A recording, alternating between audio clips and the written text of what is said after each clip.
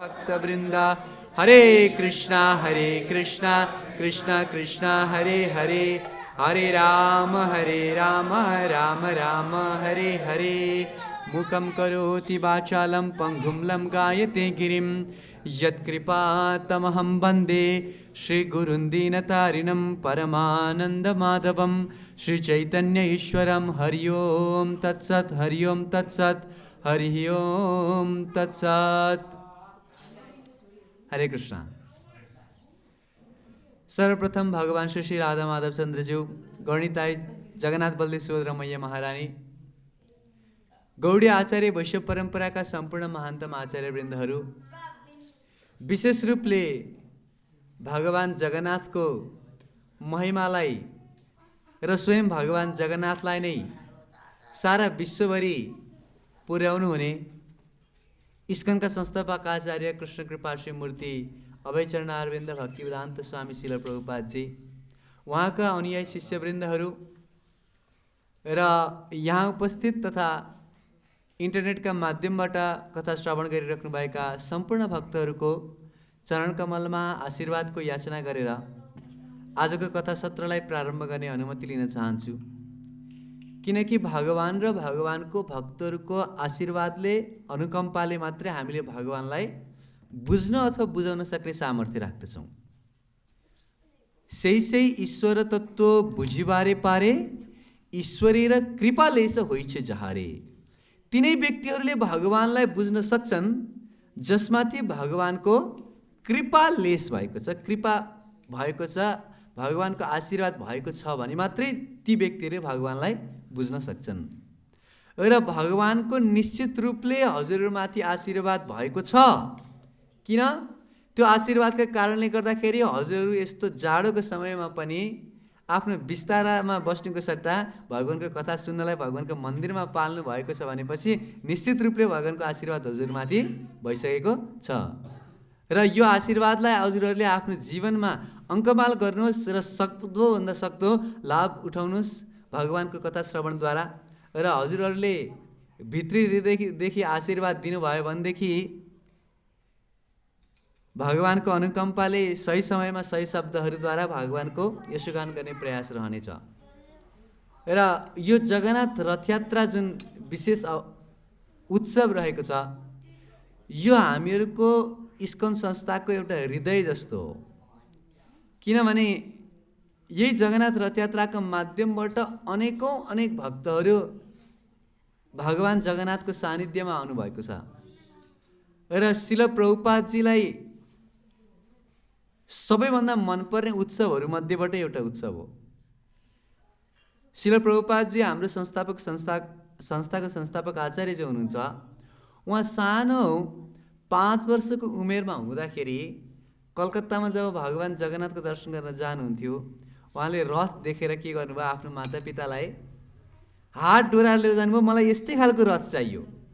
मलाई हेर्नुहोस् है, आजकलका बच्चाहरू मार्केटमा गयो भने मलाई बन्दुक चाहियो, मलाई यो खेलाउन चाहियो, त्यो चाहियो, मलाई मोबाइल चाहियो, भिडियो गेम चाहियो भनेर झगडा गर्छन्। तर श्रील प्रभुपादजीले के भनेर झगडा गर्नुभयो, मलाई यस्तै किसिमको रथ चाहियो। किन? म पनि भगवान जगन्नाथलाई रथमा राखेर रथयात्रा महोत्सव गराउन चाहन्छु। र आफ्नो बच्चाको जिद पुरा गर्नको लागि प्रभुपादजीको पिताजी गौर मोहन डे, उहाँले एउटा रथ तयार गराउनु भयो। र त्यो रथमा सानो सानो भगवान जगन्नाथ बलदेव सुभद्रा राखेर सबै टोलभरि छिमेकीभरि भगवान जगन्नाथलाई प्रभुपादजीले लिएर जानुभयो। आफ्नो सबै साथीहरूलाई बोलाउनु भयो र सुन्दर सुन्दर प्रसादको तयारी गर्नुभयो। र त्यस समयदेखिबाट जगन्नाथको रथयात्रालाई प्रभुपादजीले 5 वर्षको उमेरमा यो सङ्कल्प लिइसक्नु भएको थियो कि यो जगन्नाथ रथयात्रालाई के गर्नु छ, विश्वको प्रत्येक सहरमा गराउनु छ।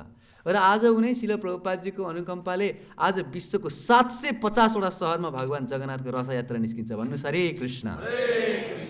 यो श्रील प्रभुपादजीको अनुकम्पा आशीर्वाद, यो त सुरुवात हो। 750 अझै 7050 बनाउनु छ, अझ 7 करोड 50 बनाउला। सारा विश्व ब्रह्माण्डमा यो जगन्नाथलाई लैजानुपर्ने जिम्मेवारी हाम्रो कन्दामा प्रभुपादजीले दिनुभएको छ। र श्रील प्रभुपादजी त्यति मात्रै नभएर 5 वर्षको उमेरमा जगन्नाथको रथयात्रा गराउनु भयो। जब उहाँ ब्रिटिस स्कटिस कलेज जुन छ कलकत्तामा, त्यहाँ गएर जब अध्ययन गर्नुहुन्थ्यो त्यस समय पनि हर दिन उहाँको हृदयमा एउटा आकाङ्क्षा थियो कि जगन्नाथपुरीमा गएर भगवान् जगन्नाथको कहिले दर्शन गरेर मैले पाऊँ भनेर। हजुरको हृदयमा यो इच्छा छ कहिले जगन्नाथपुरी गएर मैले कहिले भगवान् जगन्नाथको दर्शन गरेर पाऊँ भन्ने छ है? अहिलेसम्म कतिजना पुग्नु भएछ? लाज नमानिकन हात उठाइदिनु न। ओके, 4-5 जना पुग्नु भएको छ। कतिजनालाई पुग्ने इच्छा छ? अब हात उठाउनुहोस् जगन्नाथले देख्ने गरी। हरे कृष्ण कृष्ण कृष्ण हरे हरे, हरे राम राम राम हरे हरे। यहीँबाट भगवान् जगन्नाथलाई प्रार्थना गर्नुहोस्। जगन्नाथ भगवान्ले त प्रत्येक व्यक्तिको इच्छा पुरा गर्न सक्नुहुन्छ। प्रभुपादजी कलकत्तामा बस्नुभएको थियो, तर उहाँको हृदयमा पनि के थियो? इच्छा थियो कि जगन्नाथपुरी कुनै न कुनै दिन त म जान पाउँछु, भगवान् जगन्नाथको दर्शन गर्न पाउँछु कि भन्ने इच्छा थियो र हृदयदेखि प्रार्थना गर्नुहुन्थ्यो। र प्रभुपाद लीलामृतमा त वर्णन छ कि उहाँ गएर रेलवे स्टेसनमा गएर त्यो रेलवे कति बजे चाहिँ जगन्नाथपुरी जाने छ, हावडा स्टेसनबाट कति बजे चाहिँ पुरी जाने रेलहरू पाइन्छ भनेर उहाँले सधैँ त्यो लिस्ट हेरेर आउनुहुन्थ्यो। यद्यपि जान सक्नु भएको थिएन, उहाँलाई जाने तीव्र इच्छा थियो हृदयमा। र त्यहाँ रेलवे स्टेसनमा गएर बुझ्नु कति बजेको ट्रेन छ। यद्यपि उहाँ त अब कलेज थियो, यो थियो, सबै छोडेर एकासी जान मिल्दैन थियो, तर पनि हर समय उहाँले बुझिराख्नुहुन्थ्यो र एक न एक दिन त म निश्चित रूपले जान्छु भनेर जगन्नाथलाई प्रार्थना गर्नुहुन्थ्यो। र जसै उहाँको कलेज सिधेर पहिलो दिन छुट्टीको एक दिन बित्तिकै उहाँका साथीहरूले चाहिँ ल जाउँ हामीहरू दार्जिलिङ घुम्न जाने, यता जाने भनेर भन्नुहुन्थ्यो। तर प्रभुपादजीले तपाईँहरू जहाँ जानु छ जाऊ, मलाई कहाँ जानु छ? जगन्नाथपुरी जानु छ। र श्रील प्रभुपादजी आफ्नो कलेज सिक्दैको प्रथम दिनमै छुट्टी हुने बित्तिकै जगन्नाथपुरी गएर भगवान् जगन्नाथको दर्शन गर्नुभयो र भगवान् जगन्नाथले आशीर्वाद गर्नुभयो। प्रभुपादजीले केवल जगन्नाथको दर्शन मात्रै गर्नु भएन, सारा विश्वलाई जगन्नाथको दर्शन गराउनु भयो। किनकि भक्तको हृदय त महान हुन्छ नि, आफूले दर्शन गरेर मात्रै पुग्दैन, सारा जगतका व्यक्तिहरूलाई जगन्नाथको कृपालाई बाँड्नु छ। यो भगवान्को भक्तहरूको विशेषता हुन्छ। र जगन्नाथपुरी धामको महिमाको बारेमा त अनेक शास्त्रहरूमा अनेक वर्णनहरू पाइएको छ। र विशेष रूपले कुर्म पुराण, मत्स्य पुराणले चाहिँ यो जगन्नाथपुरीको बारेमा वर्णन गर्छ नै। र स्कन्द पुराणको जुन चाहिँ पुरुषोत्तम क्षेत्र महात्म्य भन्ने खण्ड छ, त्यस क्षेत्रमा चाहिँ यो नीलाचल धाम अथवा पुरी धाम, यसको नाम अर्को नाम के हो? नीलाचल धाम पनि हो। र यो नीलाचल धामको महिमाको बारेमा विस्तृत रूपले वर्णन हामीले पाउन सक्छौँ, जुन वर्णनमा स्वयं व्यासदेवले, जो सम्पूर्ण पुराणहरूको के हुनुहुन्छ? रचयिता हुनुहुन्छ। व्यासदेवले नै सारा पुराणहरूको निर्माण गर्नुभएको थियो, लेख्नुभएको गणेशजीले हो। हामीहरू केही समय अगाडि बद्रीनाथ धाम दर्शन गर्न गएको थियौँ र त्यहाँनिर व्यास गुफा छ र व्यास गुफामा व्यासदेव विराजमान हुन्थ्यो। नजिकै गणेश गुफा पनि छ जहाँ चाहिँ गणेशजी निवास गर्नुहुन्थ्यो र गणेशजी र व्यासदेव मिलेर यो शास्त्रहरूको लेखन भएको छ। गणेशजीले, व्यासदेवले चाहिँ अब यत्रो सारा वैदिक वाङ्मयको रचना गर्नु छ, सारा पुस्तकहरू लेख्न छ। अब यो सोचौँ पनि म, निर्माण पनि गरौँ, लेखौँ पनि म, अलिकति गाह्रो छ। त्यसकारण लेख्नको लागि कोही एउटा विशेष व्यक्तित्वको आवश्यकता छ भनेर व्यासदेवले के गर्नुभयो त? गणेशजीको चिन्तन गर्नु। र गणेशजी व्यासदेवको प्रार्थना सुनेर आउनुभयो। हुन्छ, हजुरले इच्छा राख्नुभयो, म तपाईँले जे बोल्नुहुन्छ म सबै लिपिबद्ध गरेर राख्छु, लेखेर राख्छु। पहिलासम्म त वैदिक इतिहास त के थियो? यो श्रुतिको माध्यमबाट हामीले पाउँथ्यौँ, भनेको गुरुले बोल्नुहुन्थ्यो, त्यसको माध्यमबाट शिष्यहरूले प्राप्त गर्थे। तर अहिले मैले जे कुराहरू भन्छु त्यो मध्ये कति पर्सेन्टेज तपाईँहरूलाई याद हुन्छ भन्ने कुरा हो, होइन? त्यस कारणले कलियुगका जीवात्माहरूले त सम्झिन सक्दैनन्, त्यस कारण यिनीहरूलाई लेखेर दिनुपर्ने आवश्यकता पर्छ भन्ने जानकारी भएर व्यासदेवले यो सारा लेख्ने विचार गर्नुभयो र गणेशजीलाई भनिदिनु भयो, म जे भन्छु तिमीले लेख्ने कार्य चाहिँ तिमीले गर्नु। गणेशजीले, हुन्छ म तपाईँको शर्त मान्न तयार छु, तर मेरो पनि एउटा शर्त छ। त्यो शर्त के हो भनेदेखि तपाईँले जबसम्म बोलिराख्नुहुन्छ तबसम्म लेखिराख्छु, तपाईँले बोल्न बन्द भयो भने म लेख्न बन्द गरिदिन्छु। त्यसपछि यो अगाडि लेख्नेवाला छैन, भनेको नन स्टप बोल्न पऱ्यो बिना विश्रामको। ओहो, अब यो त वैदिक सारा वाङ्मयको रचना गर्न छ, त्यसको लागि त कति ठाउँमा सोच्नुपर्ने हुन्छ, विचार गर्नुपर्ने हुन्छ, मनन गरेर लेख्नुपर्ने हुन्छ, सावधानीपूर्वक रचना गर्नु पऱ्यो नि त। अनि व्यासदेवले भन्नुभयो ठिक छ, तिम्रो शर्त पनि म मान्न तयार छु, तर मेरो एउटा शर्त के छ भन्दाखेरि मैले जे बोल्छु नि त्यो बोलेको चिजलाई त्यत्तिकै लेख्न पाउँदैन, बुझेर मात्रै लेख्न पर्छ। मैले जे बोल्छु त्यो आफूले बुझ्न पर्यो, त्यसको अर्थ के हो सम्झिन पर्यो, नबुझेको कुरालाई फेरि सोध्न पर्यो र यदि बुझिसकेपछि मात्रै त्यसलाई लेख्न मिल्छ। तसर्थ व्यासदेवले अनि यसरी यो दुईजनाको एउटा मिल्यो कुराकानी र तत्पश्चात व्यासदेवले बोल्दै जानुभयो र कहीँ अब अलिकति सोच्न पर्ने ठाउँ आयो भने व्यासदेवले अलिक गाह्रो खालको श्लोक हाल्नुहुन्छ, त्यसलाई कुट श्लोक भन्छ क्या। कुट श्लोक भनेको एउटै श्लोकको दुई तिनवटा अर्थ लाउँछ। जस्तो भगवत गीता तपाईँहरूले पढ्नु भएको छ नि, यसमा एउटा एक अध्यायमा एउटा कुट श्लोक छ। कुन कुट श्लोक? अपर्याप्तम तदस्माकं बलम भीष्माभिरक्षितम पर्याप्तम तदुमे तेषां बलम भीमाभिरक्षितम। के भने यो श्लोकमा? अपर्याप्तम तदस्माकं बलम भीष्माभिरक्षितम। दुर्योधनले भीष्मदेवलाई सम्बोधन गर्दैछन् भगवत गीताको सुरुमै, र के भन्दैछन्? हे भीष्मदेव, हामीहरूको जुन सैन्य शक्ति छ यो कस्तो छ? अपर्याप्तम तदस्माकं बलम भीष्माभिरक्षितम। भीष्मदेवद्वारा रक्षित गरेको हामीहरूको सैन्य शक्ति कस्तो छ? असीमित छ, यो गन्न नसकिने छ, निश्चित रूपले विजय हामीले प्राप्त गर्छौँ भन्ने अर्थमा अपर्याप्तम तदस्माकं बलम भीष्माभिरक्षितम। तर पाण्डवहरूको कस्तो सैन्य शक्ति छ अरे? पर्याप्तम तदुमे तेषां बलम भीमाभिरक्षितम। पाण्डवहरूको सैन्य शक्ति एकदमै सानोभन्दा सानो छ, एकदमै फुच्चे जस्तो हाम्रो अगाडि, त्यो पनि जाबो फुच्चे भीमले रक्षा गरिरहेछ। हाम्रोमा भीष्मदेव हुनुहुन्छ, मेरो भीम छ भनेको छ। अब यो त सुन्दाखेरि सरल अर्थ भयो, तर यसको कुट अर्थ के लाग्छ भनेदेखि अपर्याप्तम तदस्माकं बलम भीष्माभिरक्षितम। भीष्मद्वारा रक्षित हाम्रो शक्ति कस्तो छ? पर्याप्त छैन, अपर्याप्त छ भनेको हार हाम्रो हुनेवाला छ भन्ने कुराको डर दुर्योधनको मनमा धकधक्दै बगिरहेछ। र पाण्डवहरूको पक्ष कस्तो छ? पर्याप्तम तदुमे तेषां, पर्याप्त छ, उनीहरूले निश्चित रूपले हामीमा विजय प्राप्त गर्नेछन् भन्ने डर के छ? दुर्योधनको हृदयमा छ। यसलाई भन्छ कुट श्लोक। भनेको एउटै श्लोकको दुई तिनवटा अर्थ निस्किन सक्छ।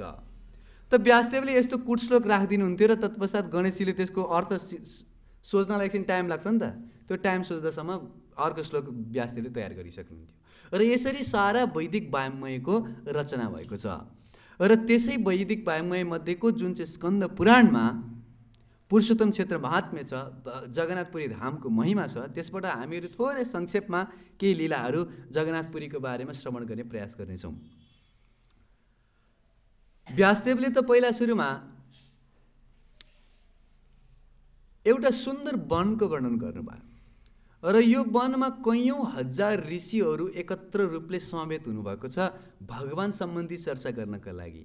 जीवनको उद्देश्य हो भगवानको बारेमा श्रवण गर्नु, भगवानको बारेमा जानकारी प्राप्त गर्नु र त्यो जानकारीको माध्यमबाट भगवानसँग आफ्नो टुटेको सम्बन्धलाई गाँच्नु। तसर्थ ती सम्पूर्ण ऋषिहरूको अनुग्रहमा एकजना ऋषिहरूले के गर्नुहुन्छ सधैँभरि, हजुर जस्तै एउटा सत्र बनाउनुहुन्छ र त्यसमध्येबाट एकजना ऋषिलाई चयन गरेर व्याससनमा बसाउनुहुन्छ।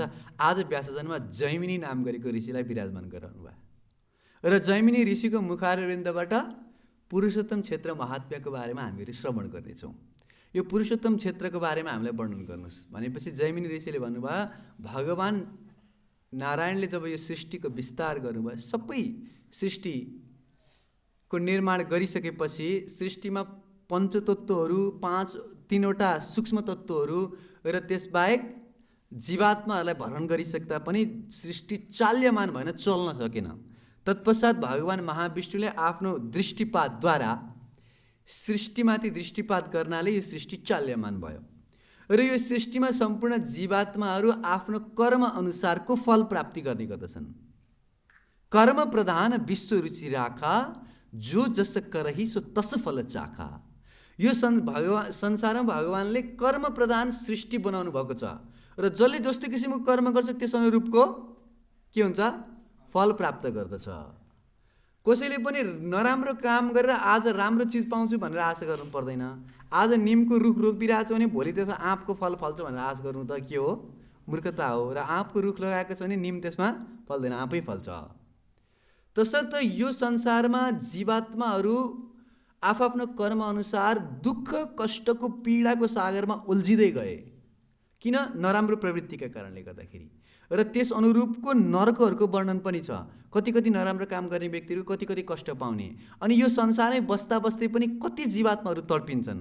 कोही धनको अभावमा तडपिरहेका छन्, कोही चाहिँ सुन्दर पति पत्नी पाउनको लागि तडपिरहेका छन्, कोही विद्या प्राप्त गर्नलाई तडपिरहेका छन्, कोही यो संसारको वैभव प्राप्त गर्नका लागि तडपिरहेका छन्।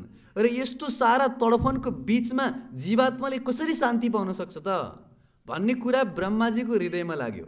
जैमिनी ऋषिले ऋषिहरूलाई वर्णन गर्दै हुनुहुन्छ, ध्यान दिएर सुन्नुहोस् है। र के भन्नुभयो कि ब्रह्माजीले चिन्तन गर्नुभयो यो सारा जीवात्माहरूको कल्याण गर्ने एउटा उपाय के छ त भन्ने चिन्तन गरेर उहाँले भगवान श्री नारायणको आराधना गर्नुभयो। र स्वयं लक्ष्मीनारायण भगवान उहाँसँग प्रसन्न भएर ब्रह्माजीको तपस्याबाट प्रसन्न भएर ब्रह्माजीले भन्नुभयो कि हजुरको हृदयमा के इच्छा लागेको छ मलाई बताउनुहोस्। ब्रह्माजीले भन्नुभयो यो सारा संसारका तडपिरहेका जीवात्माहरूको कल्याण हुने केही उपाय छ भने त्यो बताउनुहोस्।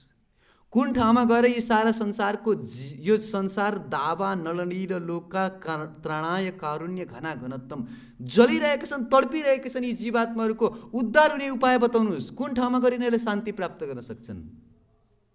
किनकि भुक्तिकामी मुक्तिकामी सिद्धिकामी सकलै अशान्त। यो संसारमा जो व्यक्तिले भोगको कामना गर्छ, मुक्तिको कामना गर्छ, सिद्धिको कामना गर्छ, सबै अशान्त छन्। कृष्ण भक्त निष्काम अतैव शान्त। तर कृष्ण भक्तहरू मात्रै, यो संसारको कुनै वस्तु चाहिएको छैन, केवल कृष्णको प्रेम चाहिएको छ। त्यस कारणले कृष्णका भक्तहरू मात्रै शान्त हुन सक्छन्। त्यस कारणले भगवान नारायणले भन्नुभयो यो संसारमा उत्कल प्रान्तमा एउटा नीलाचल नाम गरेको ठाउँ छ। एउटा नील सागर छ, नीलो समुद्र। नील सागर भने नीलो समुद्र। त्यो नील सागरको तटमा नीलाचल धाम छ। नीलाचल भनेको, अचल भनेको जुन हल्लिँदैन, चल भनेको हल्लिनु, नहल्लिनलाई के भन्छ? अचल भन्छ। तसर्थ पहाडको अर्को नाम के हो? अचल हो। किनकि हल्लिँदैन नि त, पहाड हल्लिन्छ? हल्लिँदैन। त्यस कारणले र निलो कलरको भएको कारणले गर्दाखेरि त्यसको नाम के भयो? नील अचल, जसलाई नीलाचल भन्छ। त नील सागरको तटमा नीलाचल छ, नीलाचल धाम छ, एउटा सुन्दर निलो पहाड छ। र त्यो निलो पहाड माथिपट्टि एउटा सुन्दर निलो गुफा छ। र त्यही निलो गुफाभित्र नीलमणिले निर्मित भएको भगवान नीलमाधवको विग्रह छ। जो कुनै सांसारिक व्यक्ति पनि यो नीलाचल क्षेत्रमा प्रवेश गरेर नील सागरमा स्नान गरेर नीलाचल धाममा गएर निलो गुफाभित्र प्रवेश गरेर नीलमाधव, नीलमणिले बनेको नीलमाधवको दर्शन यदि कसैले गर्छ भनेदेखि त्यो व्यक्तिले सारा संसारको तापबाट मुक्ति प्राप्त गरेर भगवानको वैकुण्ठ धाममा प्रवेश पाउँछ। त्यसकारण तिमी पनि जाऊ र यो नीलाचल क्षेत्रमा गएर भगवान नीलमाधवको दर्शन गर भनेर भगवानले ब्रह्माजीलाई पठाउनु भयो। र ब्रह्माजी विभिन्न लोकान्तरको भ्रमण गर्दै गर्दै उडिसा प्रान्तमा जानुभयो र त्यहाँ नील सागरको तटमा नील सागरमा स्नान गर्नुभयो र नीलाचलमाथि चढेर नील गुफाभित्र जानुभयो र भगवान नीलमाधवको दर्शन गर्नुभयो। र यो दर्शन त अब सारा जगतका व्यक्तिहरूलाई सर्वसुलभ गराउनु पर्यो नि त। किनकि नीलाचल क्षेत्रको बारेमा, भगवान नीलमाधवको बारेमा सबै व्यक्तिहरूलाई जानकारी गराउनु पर्यो। र स्वयं भगवानले नै के गर्नुभयो?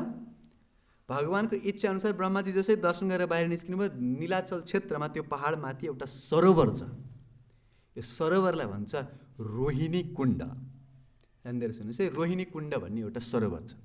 र त्यो सरोवरमा ब्रह्माजीले देख्नुभयो कि आकाशबाट एउटा काग आइरहेको थियो। काग, त्यो काग आएर त्यहाँ पानी खान खोज्दै थियो। तर त्यो पानीलाई जो स्पर्श मात्रै गर्ने बित्तिकै त्यो काग आएर त्यो पानीमा स्पर्श गर्ने बित्तिकै त्यो काग चाहिँ त्यो पानीमा डुब्यो।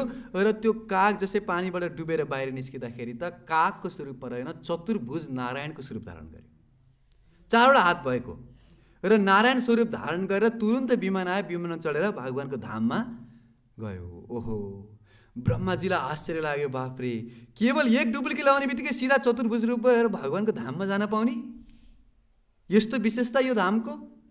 अनि त यो कुराको बारेमा त अब सूर्यदेव माथिबाट साक्षी बस्नु भएको छ नि त। सूर्यदेव त हरेक वस्तुको साक्षी हुनुहुन्छ। श्रीमद् भागवतमा वर्णन छ कि हामीहरूको साक्षीहरू अनेकौँ साक्षीहरू राख्नुभएको छ। हाम्रो त यहाँ अहिले टेम्पल वरिपरि यहाँ CCTV क्यामेरा फिटिङ गरेको छ। तपाईँले गरेको क्रियाकलापहरू सबै CCTV क्यामेरामा रेकर्डिङ हुन्छ। अनि बाहिर जानु भने म CCTVमा बच्छु, त्यहाँ त मैले जे गरे नि हुन्छ भनेर सोच्नु होला, तर भगवान्ले जताततै CCTV राख्नुभएको छ। श्रीमद् भागवतको 6औं स्कन्धमा वर्णन छ सूर्य, चन्द्रमा, यी दिशाहरू, जल, आकाश, भूमि, यो सबै के हो? येते दैयस्य साक्षिण, यी सबै देहधारी जीवात्माका साक्षीहरू हुन्। र जब तपाईँलाई यमराजको लोकमा कसैलाई लगिन्छ भनेदेखि त्यहाँ यी साक्षीहरूले साक्षी दिन्छ, यसले के कार्य गरेका थियो भन्ने कुराको सबै जानकारी हुन्छ। त्यसमा अग्नि पनि छ। कसैले म लुकेर काहीँ गएर चुरोट खान्छु, कसैले देख्दैन, तर त्यो आगो नै के हो? साक्षी हो। यो संसारको पुलिसबाट बच्न सकिएला, तर भगवान्को लबाट बच्ने कुनै उपाय छैन। तसर्थ सूर्यदेवले त के राख्नु भएको थियो? साक्षी दिइराख्नु भएको थियो। र सूर्यदेवको एउटा पुत्र हुनुहुन्छ जसको नाम हो यमराज। सूर्यदेवको पुत्रको नाम हो यमराज।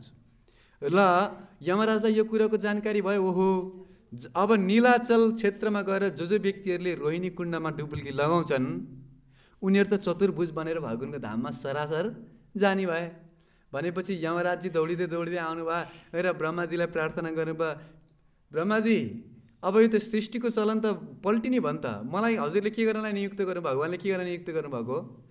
पापी जीवात्मालाई दण्ड दिनको लागि नियुक्त गर्नुभएको। अब सारा पापीहरू यदि नीलाचल क्षेत्रमा गएर रोहिणी कुण्डमा स्नान गरे भने त सबै त वैकुण्ठ पार्षद बनेर भगवान्को धाममा जाने भए। अनि म के काम गरेर बस्नु यहाँ? मलाई जे काम गरेरलाई नियुक्त गरेको त मेरो त काम व्यर्थ जाने भयो नि त। अब सबैजना भगवान्को धाममा जाने भएपछि मेरो के काम हुने भयो यहाँ? यो सिस्टमलाई तपाईँले खारिज गर्नु पर्यो। अब के गर्ने हो? यसको बारेमा केही न केही त गर्नु पर्यो। र ब्रह्माजीले गएर भगवान् लक्ष्मीनारायणलाई ल ल यस्तो यस्तो यस्तो समस्या आएको छ, के गर्ने?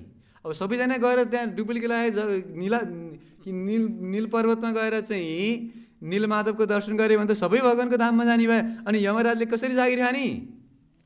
के उपाय गर्नुहोस् भनेपछि लक्ष्मी माताले भनिदिनु भयो, सुन यमराज, यो क्षेत्रको नाम हो पुरुषोत्तम क्षेत्र। के हो रे? जगन्नाथपुरी गएसम्म मैले तपाईँलाई एउटा जगन्नाथपुरी नाम है, अर्को नीलाचल नाम थपिसकेँ है, र साथसाथै अर्को यसको नाम के हो? पुरुषोत्तम क्षेत्र, किनकि कृष्णको नाम हो पुरुषोत्तम। भगवत गीतामा पुरुषोत्तम योग भन्ने सुनेको छ नि, होइन? साथसाथै हामीहरूको 3 वर्षमा एउटा के आउँछ? पुरुषोत्तम मास भन्ने आउँछ नि, होइन? त्यो पुरुषोत्तम मासमा भगवान् पुरुषोत्तमको आराधना गर्छौँ। त्यस्तै यो के हो? पुरुषोत्तम क्षेत्र हो।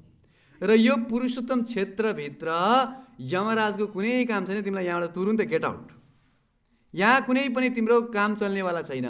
र यतिसम्म कि त्यहाँ वर्णन गरिएको छ यो जगन्नाथपुरीको क्षेत्रभित्र, यसलाई शङ्ख क्षेत्र पनि भन्छ, यो शङ्खको आकारमा छ।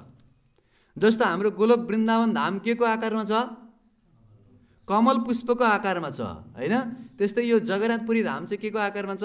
शङ्खको आकारमा छ। त्यसले शङ्ख क्षेत्र पनि भन्छ।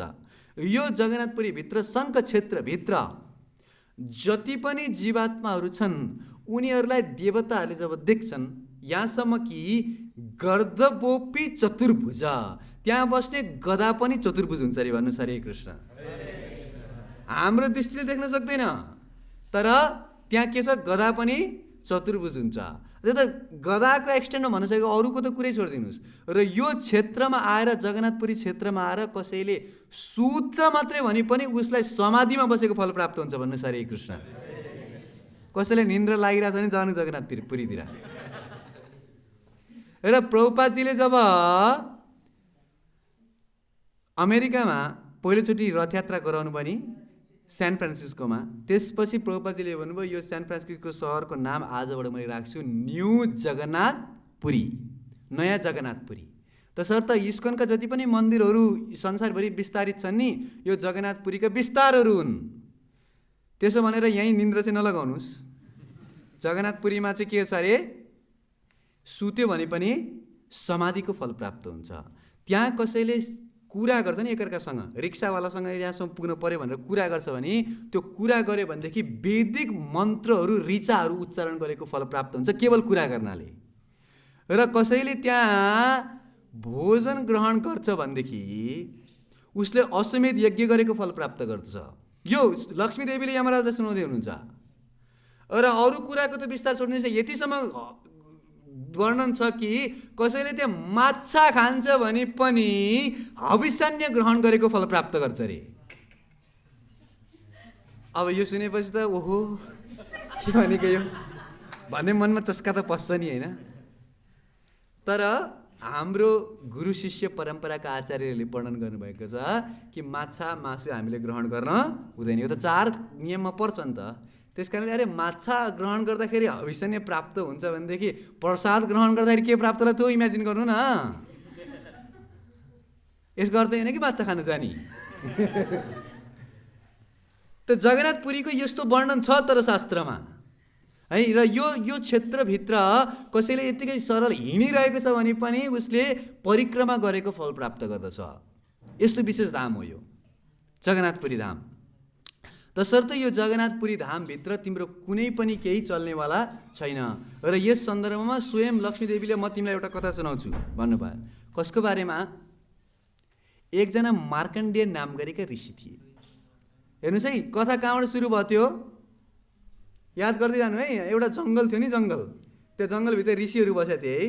अनि कसलाई सिंहासनमा बसेका थिए कथा सुनाउनलाई? जैमिनी ऋषिले यो कथा सुनाउँदै हुनुहुन्थ्यो। अनि जैमिनी ऋषिले उता ब्रह्माजीको कथा सुनाएर ब्रह्माजी र यमराजी बसेर अहिले कसको मुखारबिन्दबाट कथा सुन्दै हुनुहुन्छ? स्वयं माता लक्ष्मीको। र माता लक्ष्मी निवास गर्ने भएका कारणले गर्दाखेरि यो जगन्नाथपुरी धामलाई श्री क्षेत्र पनि भन्छ।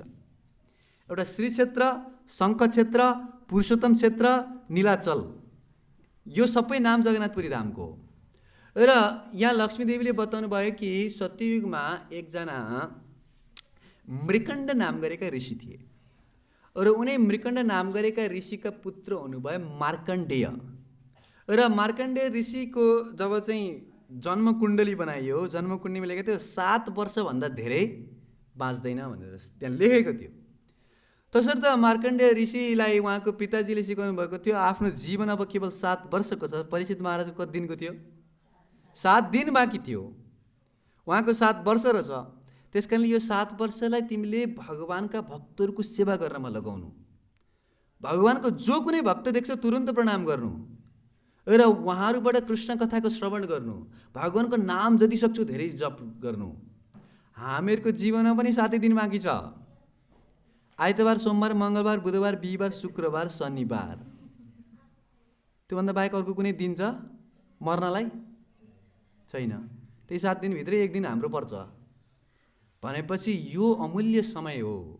दुर्लभो मानुषो देहो देहिनाम क्षण भङ्गुरै तत्रापि दुर्लभम मन्ये वैकुण्ठ प्रिय दर्शनात्। यो मनुष्य जीवन अत्यन्त दुर्लभ छ र यसको एक एक क्षणलाई, एक एक सेकेन्डलाई हामीले कृष्णको भक्ति गर्नमा, कृष्णको सेवा गर्नमा, भगवानका भक्तहरूको सेवा गर्नमा लगाउनु छ। नत्र फेरि यो मनुष्य जीवन पाउनको लागि 84 लाख योनि घुम्न पर्छ। कहिले चरा बन्न पर्छ, कहिले माछा बन्न पर्छ, कहिले रुख बन्न पर्छ, कहिले किरा बन्न पर्छ। कति गाह्रो होला सोच्नुहोस् त रुख बिरुवाहरूको जीवन। जाडोमा सधैँभरि त्यो जाडोको चिसो खाएर बस्नु, गर्मीमा घाम तापेर बस्नुपर्छ। कति गाह्रो छ। त्यस कारणले यो मनुष्य जीवन पाएका छौँ, यो मनुष्य जीवनलाई सफल बनाउनु छ। र मृकण्ड ऋषिले यही शिक्षा दिनुभयो आफ्नो पुत्रलाई। निरन्तर रूपमा भगवानका भक्तहरूलाई दण्डवत गर्ने, भगवानका भक्तहरूको सेवा गर्ने, भगवानको नाम जप गर्ने, कीर्तन गर्ने, कथा सुन्ने, यही गरेर आफ्नो 7 वर्ष उहाँले बिताउनु भयो। र अन्तिममा 7औं वर्षको अन्तिम दिन थियो र उहाँ भगवान शिवजीको एउटा मन्दिरमा हुनुहुन्थ्यो र त्यहाँ बसेर प्रार्थना गर्दै हुनुहुन्थ्यो।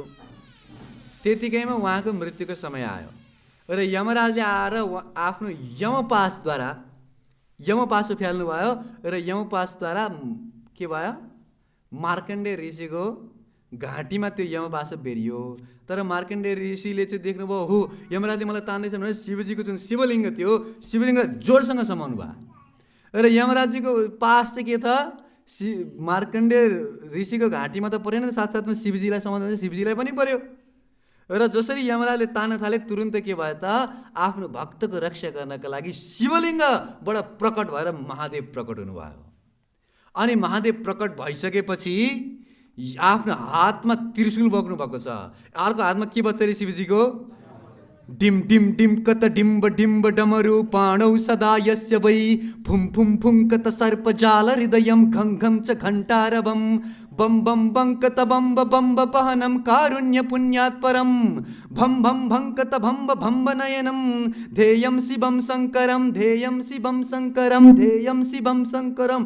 हातमा डमरी बजेको छ, घाँटीमा सर्पले फुवा फुवा गर्दैछ, एउटा हातमा त्रिशूल ताकेर चाहिँ शिवजीले मेरो भक्तलाई, भगवानको भक्तलाई मेरो सानिध्यबाट लिएर जाने तेरो हिम्मत कसरी भयो भनेर शिवजीले आफ्नो त्रिशूल लिएर यमराजलाई लखड्न थाल्नु भयो। यमराजको सातो पुत्रो बाप्रे, अब मेरो खैरियत छैन, टाप त्यहाँबाट टाप। र शिवजीले लखटेको अन्तिममा उहाँले गएर फेरि के गर्नुभयो? शिवजीको आराधना गर्नुभयो र उनी यमराजले आराधना गरेको शिवजीको नाम हो यमेश्वर महादेव। तपाईँहरू कहिले पुरी धाम जानुभयो भनेदेखि त्यहाँ टोटा गोपीनाथ मन्दिरको नजिकै एकजना यमेश्वर महादेव हुनुहुन्छ। पुरी धामको क्षेत्रपालहरूमध्ये एउटा क्षेत्रपाल उहाँ पनि हुनुहुन्छ। र यमराजले आराधना गरेपछि ल ठिक छ क्षमा गरिदिनु भयो र मार्कण्डेय ऋषिले म तिम्रो जीवन अब 7 वर्षको होइन 7 कल्पको जीवन दिन्छु।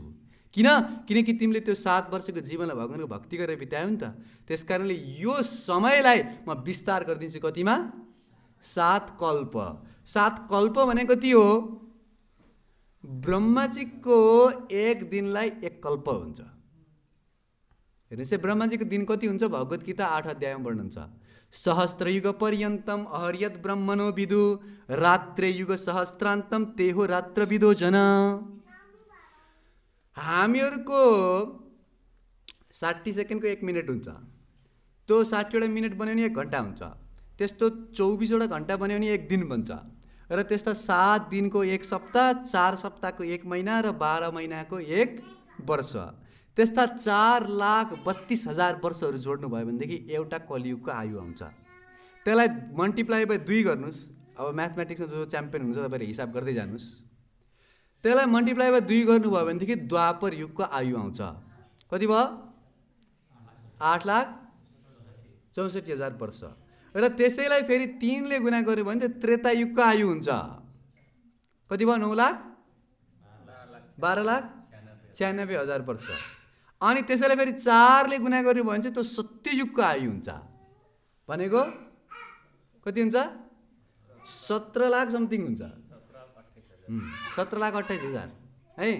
अब यो सबैलाई जोड्नुहोस्, 4, 2, 3, 1 भनेको 10 भयो। 10 ले फेरि त्यही 4,32,000 गुणा गर्नुहोस्, त्यो भनेको के भयो? एउटा दिव्य युगको आयु हो। त्यो दिव्य युग 1000वटा बितिसकेपछि सहस्त्र युग पर्यन्तम ब्रह्माजीको 1 दिन बित्छ। त्यस्तो दिनहरूलाई 1 कल्प भन्छ। अब मार्कण्डेय ऋषि कति बाँच्नु भयो? त्यस्ता दिनहरू 7 दिन बाँच्नु हुने भयो भनेपछि आयु त कति भयो तपाईँहरू सोच्न सक्नुहुन्छ। र त्यो सारा आयुलाई उहाँले के गर्नुभयो? भगवानको भक्ति गर्नमा लगाउनु भयो र निरन्तर रूपमा भक्ति गरिराख्नुहुन्थ्यो। तर समस्या के छ भनेदेखि ब्रह्माजीको दिनभरि त सृष्टिको विस्तार हुन्छ, रात्रिमा के हुन्छ? प्रलय हुन्छ र सारा संसार जलमग्न हुन्छ। सारा संसारलाई पानीले ढाक्छ, अत्यन्त चिसो हुन्छ र सबैतिर पानी नै पानी, पानी नै पानी, पानी बाहेक केही पनि छैन। अब दिनमा त भजन गर्नुभयो, बस्नुभयो, तर रात परेपछि के भयो? अब तपाईँहरू विचार गर्नु न, अब रात पऱ्यो नि, रात परेपछि यहाँ बाढी आयो, अब केही पनि छैन, पानी बाहेक केही पनि छैन, जताततै पानी मात्रै छ। मान्छेलाई होपलेस हुँदैन? के गरौँ? पानी नै पानी छ, जताततै पानी नै पानी छ, के गर्ने सोचिसकिराख्नु भएको थिएन। र त्यहाँ त्यो समुद्रमा जुन छालहरू आउँछ नि, अहिले त जगन्नाथपुरी जो जानुभएको छ उहाँलाई थाहा छ त्यहाँ छालले कसरी डढाउँछ भनेर। त्यो त सानो तिनो छाल हो। प्रलयकालीन छालमा त यस्ता भयङ्कर छालहरू हुन्छन् कि त्यो सारा सहरलाई एकैचोटिमा मेटाउन सक्ने छालहरू हुन्छन्, सुनामी जस्ता छालहरू। र त्यो छालमा यता लड्नुहुन्छ, उता लड्नुहुन्छ, कहिले कता जानुहुन्छ, के गर्ने कसो गर्ने केही थाहा छैन। त्यो पनि कति करोडौँ वर्षसम्म बिताउनु छ हेर्नुहोस् त्यसरी त्यो पानीमा। यसरी भ्रमण गर्दै गर्दै गर्दै गर्दै कति चिसो भयो होला, कति जाडो भयो होला, के गर्ने। अब त्यो मैले यत्रो लामो आयु त पाएँ, तर यहाँ त समस्या भयो। र भ्रमण गर्दा गर्दै यसरी त्यो प्रलयकालीन जलमा यताउति छटपट्दै अचानक मार्कण्डेय मुनिले परपट्टि एउटा टापु देख्नुभयो। हो, आशाको जीवनको एउटा किरण भेटियो। यहाँ त केही न केही होला। र जसो स्विमिङ गरेर पौडी खेल्दै खेल्दै खेल्दै उहाँ त्यो टापु नजिकै पुग्नुभयो। र टापु नजिक नजिक जति जाँदै जानुभयो उहाँले देख्नुभयो कि त्यो टापुमाथि एउटा बरको रुख रहेछ। र त्यो रुखमाथि उहाँले देख्नुभयो कि रुख त अत्यन्त ठुलो जराहरू पुरा फैलिएको, माथि पनि विशाल रुख छ, हाँगाहरू सबैतिर विस्तारित भएका ठुला ठुला पत्ताहरू छन्। र त्यही बटस्य पत्रस्य पुटे शयानम बालम मुकुन्दम मनसा स्मरामि। जसै उहाँ टापुमाथि टेक्नुभयो र टापुबाट हिँड्दै हिँड्दै त्यो रुखको नजिक जानुभयो, उहाँले देख्नुभयो बरको एउटा ठुलो रुखको पत्तामाथि एउटा सानो बच्चा जसको रङ चाहिँ एकदमै नीलमणिको जस्तो रङ थियो। त्यो बच्चा चाहिँ आफ्नो दुवै हातले आफ्नो चरणलाई समातेर आफ्नो मुखमा राख्दै हुनुहुन्थ्यो। चरणको बुढी अम्लालाई चाहिँ समातेर के गर्दै हुनुहुन्थ्यो? आफ्नो मुखमा चुस्दै हुनुहुन्थ्यो। बटस्य पत्रस्य पुटे शयानम बालम मुकुन्दम मनसा स्मरामि। त्यस्तो अद्भुत बालक यस्तो प्रलयको जलमा म त यहाँ कसरी बाँचेछु, यो बच्चा कसरी यहाँ जीवित भयो र यसरी हाँसिरहेको छ, मुसु मुसु हाँसिरहेको छ, हमला चुसिरहेको छ, यो को बच्चा हो यस्तो अद्भुत बालक भनेर नजिक जाँदै हुनुहुन्थ्यो। त्यो बच्चा को भनेर अनुसन्धान गर्नलाई नजिक जाँदै हुनुहुन्थ्यो। अचानक नजिकै पुग्न लाग्दाखेरि त्यो बालकले लामो सास फेरे र सास फेर्न साथ त मार्कण्डेय ऋषि उहाँको नासिका छिद्रबाट उहाँको शरीरभित्र प्रवेश गर्नुभयो, बालकको शरीरभित्र। र त्यो बालक त स्वयं श्रीकृष्ण नै हुनुहुन्थ्यो, पुरुषोत्तम भगवान हुनुहुन्थ्यो। उहाँको शरीरभित्र त सारा विश्व ब्रह्माण्ड उहाँको शरीरभित्र रहेछ। जस्तो यशोदा मातालाई आफ्नो मुखभित्र देखाउनु भएको थियो नि कृष्णले, त्यस्तै मार्कण्डेय मुनिले देख्नुभयो ओहो पुरा त्रिलोकभित्र छ, 14वटा भुवनहरू उहाँको शरीरभित्र, अतल सुतल तलातल रसातल महातल पाताल माथिको स्वर्गलोक भूर भुवरलोक स्वर्गलोक महरलोक जनलोक तपलोक सत्यलोक सारा विश्व ब्रह्माण्ड भगवानको शरीरभित्र छ। र यसरी सारा लोकको भ्रमण गर्दै हुनुहुन्थ्यो। अचानक फेरि त्यो बालकले फेरि सास बाहिर छोड्दाखेरि त के भयो? मार्कण्डेय ऋषि फेरि नाक छिद्रबाट बाहिर निस्किनु भयो। र फेरि जताततै के छ? प्रलयकालीन समुद्रको जल छ। र अन्तिममा उनी बालकलाई गएर प्रणाम गर्नुभयो, मैले हजुरको यो लीलालाई बुझ्न सकिनँ, मलाई माफ गर्नुहोस्, मलाई क्षमा गर्नुहोस्, म को हजुर को मलाई बताउनुहोस्, यो टापु यो समुद्रको बिचमा कसरी आयो भन्दाखेरि उनी बाल मुकुन्द भगवानले के गर्नुभयो? आशीर्वाद दिनुभयो मार्कण्डेय ऋषिलाई कि यो क्षेत्रको नाम हो नीलाचल क्षेत्रलाई पुरुषोत्तम क्षेत्र पनि भन्छ। र प्रलयको जलमा पनि यो कहिले पनि डुब्दैन। सारा संसारमा प्रलय आउँछ, सारा संसार जलमग्न हुन्छ, सारा संसार डुब्छ, तर भगवानको यो नीलाचल धाम कहिले पनि डुब्दैन। भन्नुहोस् हरे कृष्ण। त्यस कारणले यही अब मार्कण्डेय मुनिले भन्नुभयो अब चाहे प्रलय आओस् चाहे प्रलय जाओस् जेसुकै होस् 7 कल्पसम्म यहीँ बसेर भगवानको के गर्छु? भजन गर्छु भनेर प्रार्थना गर्नुभएको थियो। र यही कथा नै लक्ष्मीदेवीले कसलाई बताउनु भएको रे? यमराजजीलाई। त्यस कारणले सुन यो नीलाचल क्षेत्र छ, यसभित्र यो भगवानको विशेष धाम हो, यसको प्रलयमा पनि यो डुब्नेवाला छैन। त्यस कारणले यमराजको कुनै पनि यहाँ सेवा रहनेवाला छैन। तपाईँको सेवा छ भने बाहिर संसारमा गएर गर्नुहोस्। जो व्यक्तिहरूले कसले समाउने? यमराजले। अजामिललाई जब यमराजका दूतहरूले समातेर लिएर गएको थियो नि, अनि बिचैमा भगवान नारायणका पार्षदहरूले त रोकिहाले। किन रोकेको? यसलाई यो त पापी हो, यसलाई यमराजको लोकमा जानुपर्छ। अनि विष्णु पार्षदहरूले के भन्नुभयो? यसले मर्ने बेलामा के भनेको थियो? नारायणको नाम जप गरेको थियो। अनि यमदूतहरूले भने नारायणको नाम जप गरे भए त यसलाई भग्न धाममा जान दिइहाल्थ्यो नि। यसले त छोरोको नाम लिएको, थोरै नै भगवानलाई बोलाएको हो। भगवानलाई बोलाएको भए त जान दिन्थ्यो नि, तर छोरोलाई बोलाएको यसले। अनि विष्णुदूतहरूले के भन्नुभयो? साङ्केत्यम पारिहास्यम वा स्तोभम हेलनमेव वा वैकुण्ठ नाम गृहणन अशेषाग हरम विधु। कसैले केही चिजलाई सङ्केत गर्नका लागि भए पनि भगवानको नाम जप गर्छ भनेदेखि त्यसको अनन्त कोटि पाप काटेर जान्छ। सङ्केत गर्नलाई तपाईहरु अयोध्या जानुस्, तपाईलाई कसैले तपाईको नामले बोलाउँदैन। ए रामदास त सुन, वृन्दावन जानुस्, रिक्सावालाले पनि के भन्छ? राधे राधे राधे। बाटो छोडा भन्दैन, राधे राधे भन्छ। जे भन्न पनि राधे राधे हो। त्यहाँ जहाँ गए पनि अयोध्या जाने पनि राम राम हुन्छ त्यहाँ, होइन? हामीहरू नवद्वीप मण्डल परिक्रमा गर्छौँ, त्यहाँ जे गर्न भने के गर्नु? गौराङ्ग भन्नुपर्छ।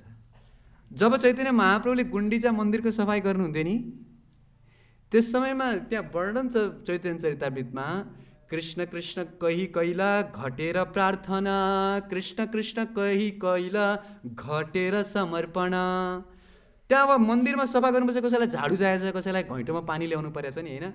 ए पानी लिएर त जाऊ, घैँटो देऊ त घैँटो ल्याऊ, कसैले भन्नेवाला होइन। के भन्छ? कृष्ण कृष्ण कृष्ण कृष्ण कृष्ण। अनि त्यो उसले बुझ्यो कि के चाहिएर त्यसलाई घैँटो चाहिएर छ भनेर बुझ्यो।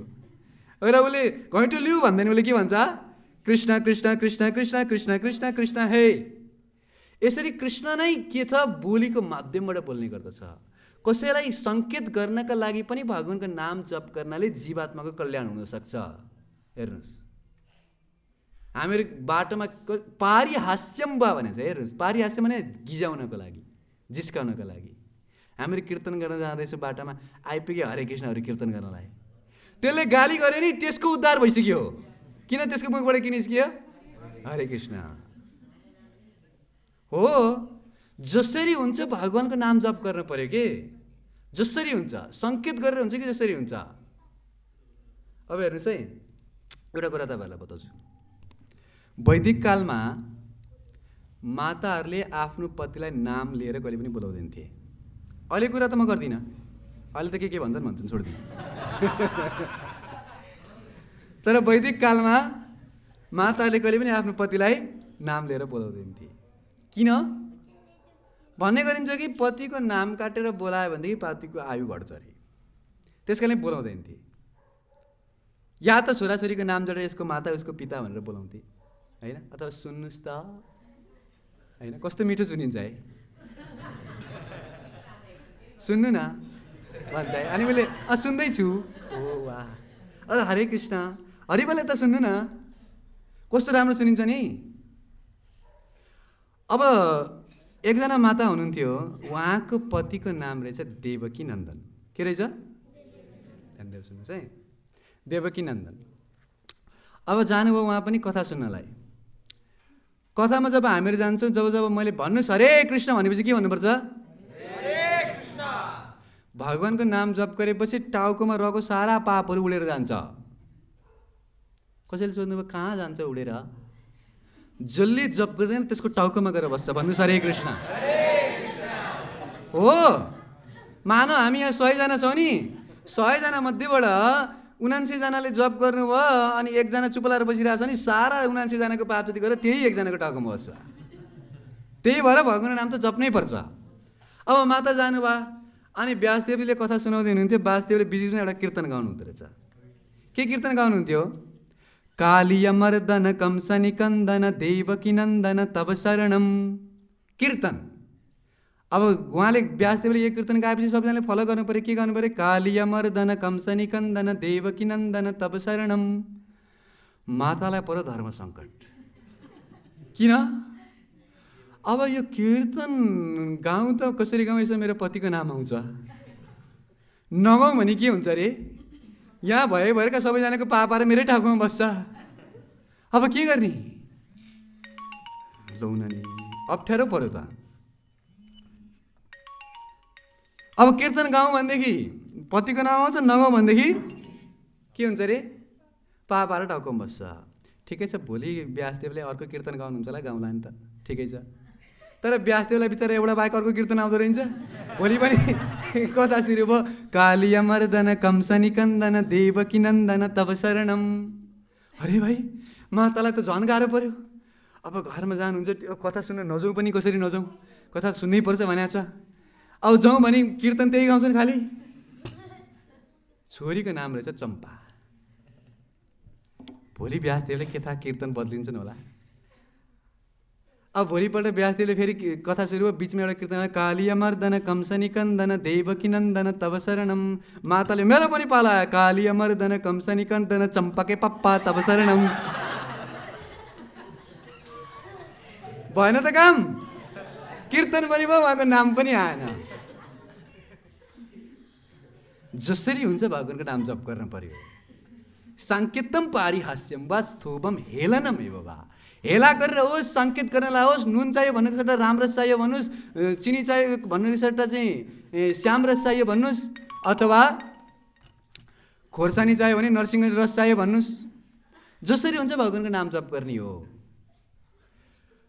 हाम्रो महाविष्णु महाराजले त के भन्नुहुन्थ्यो थाहा छ? नेपालका नेपालीहरूको त यसै पनि उद्धार हुन्छ अरे। किन भन्दाखेरि सबैजनाले पहिलो सुरुमै एउटा क्वेसन सोच्छन् कि त कस्तो छ, अनि त्यसको उत्तर के आउँछ? राम्रो छ। त्यसो राम त यसै पनि आयो नि, राम्रो छ भन्दा राम त यसै पनि आयो नि त त्यसमा, होइन? एउटा जयपताका स्वामी गुरु महाराजको एउटा लेक्चर सुन्दै थिएँ। अमेरिकामा एकजना डक्टरले एउटा थेरापी बताएछन् र उनले जो व्यक्तिहरूलाई एकदमै बोल्नमा गाह्रो हुन्छ नि, ती व्यक्तिहरूलाई बोल्न सिकाउने र प्रशिक्षणको माध्यम छ। पहिलो शब्दहरू के बोल्ने भन्दाखेरि चाहिँ यो घुँडालाई इङ्ग्लिसमा नी भन्छ क्या, नी, KNEE, नी भन्छ, होइन? अनि घाँटीमा हामीले लाउने एउटा चिज हुन्छ, केलाई के भन्छ अरे? टाई। दुइटालाई जोड्नु त के भन्छ? हो, त्यो नी टाई, नी टाई, नी टाई भन्दा भन्दै जीवात्माको कल्याण हुँदो रहेछ। अनि अरू जो हिँड्न सक्दैनन् नि, तिनीहरूलाई डक्टरले भन्दो रहेछ इङ्ग्लिसमा जानुलाई के भन्छ? गो। अझै स्पिडमा कुद्नुलाई के भन्छ? रन। अनि फेरि त्यसमा अर्को एउटा गो लगाइदिनु त के हुन्छ? Go run go, Gauranga Gauranga Gauranga Gauranga Gauranga Gauranga भन्दा भन्दै जीवात्माको कल्याण हुन्छ। जसरी हुन्छ भगवानको नाम जप गर्नु पर्यो। र विष्णुदूतहरूले भनिदिनु भयो, त्यसैले सङ्केत गरेर भए पनि यसले भगवानको नाम जप गरे, यसलाई तिमीले यमराजले लिएर जान पाउँदैन। यमदूतहरू बिचारा कुटाइ खाएर रुँदै रुँदै यमलोकमा गए र यमराजलाई गएर यमराजले भने, खोइ तिमीहरू अजामिललाई समात्न गएको होइन पापीलाई, खोइ अजामिल। यमदूतहरूले भने, तपाईँ पहिला हाम्रो एउटा क्वेसनको एन्सर दिनुहोस्। के हो? कति सन्ति शास्तारो जीवलोकस्य वै प्रभु। यो संसारमा जीवात्मालाई दण्ड दिने मालिकहरू कतिवटा छन् बताउनुहोस्? कतिवटा छन् मालिकहरू बताउनुहोस्? किनकि हामी त सबैलाई दण्ड दिने तपाईँ नै होला भनेर गएका थियौँ। आज पहेँलो धोती लाउनेहरू आएर त हामीलाई लखाटे त्यहाँबाट। के भयो थियो भन्दा मर्ने बेलामा आफ्नो छोरालाई भनेर नारायण बोलाएको, उनीहरूले त अब भगवानको नाम पुकारे भनेर हामीलाई त त्यहाँबाट लखाटे। अब तपाईँले आफ्नो संविधानलाई संशोधन गर्न पर्यो। किन?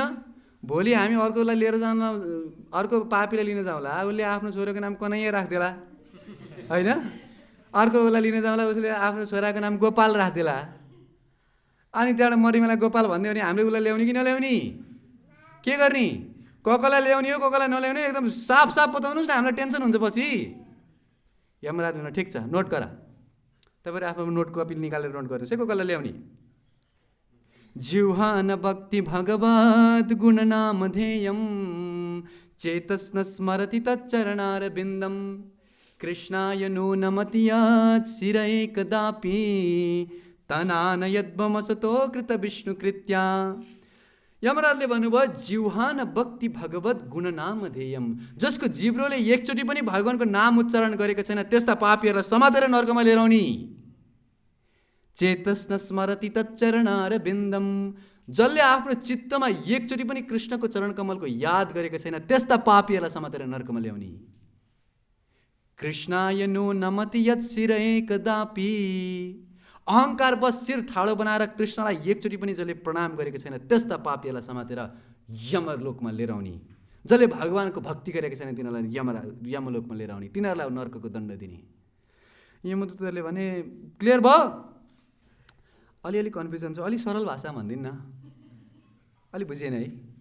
जसले कीर्तन गर्छ तिनीहरूलाई नल्याउने, जसले कथा सुन्छ तिनीहरूलाई नल्याउने, जसले जप गर्छ तिनीहरूलाई नल्याउने, जसले कीर्तन गर्दैन तिनीहरूलाई समातेर नर्कमा ल्याउने, जसले जप गर्दैन तिनीहरूलाई समातेर नर्कमा लिएर आउने, जसले कथा सुन्दैन तिनीहरूलाई पनि समातेर नर्कमा ल्याउने। क्लियर भयो? एकदम क्लियर भयो सब। एउटा सानो कन्फ्युजन छ।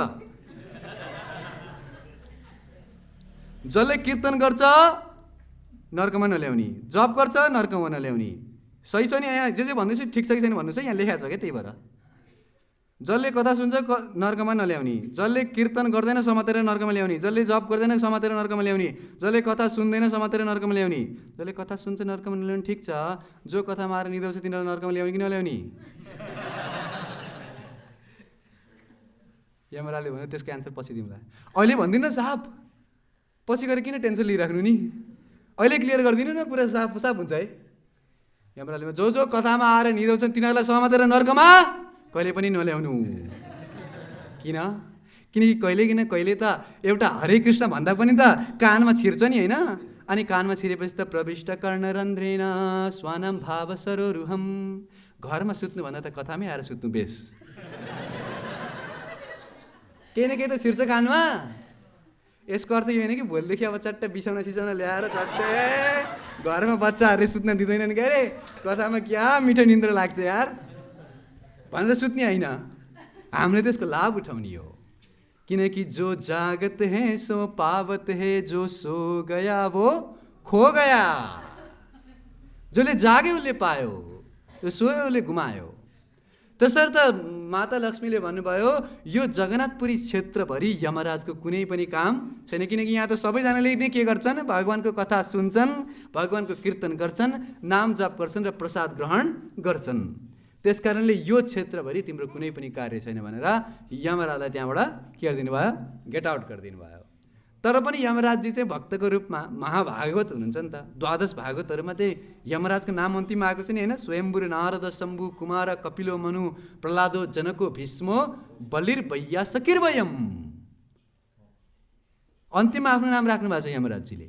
त्यसकारण त उहाँ त भगवानको धाममा यस्तो धामको महिमा सुनेर ठिक छ अरू सबैलाई वञ्चित गर्नुहोस्, तर म पनि यहाँ बसेर जान्छु भनेर यमेश्वरमा बसेर शिवजीको आराधना गर्दै उहाँ त्यहाँ बस्नुभएको छ। र यसरी यो पुरुषोत्तम क्षेत्रको बारेमा चाहिँ के गर्नुभयो, स्वयं लक्ष्मी माताले यमराजलाई र ब्रह्माजीलाई बताउनु भयो।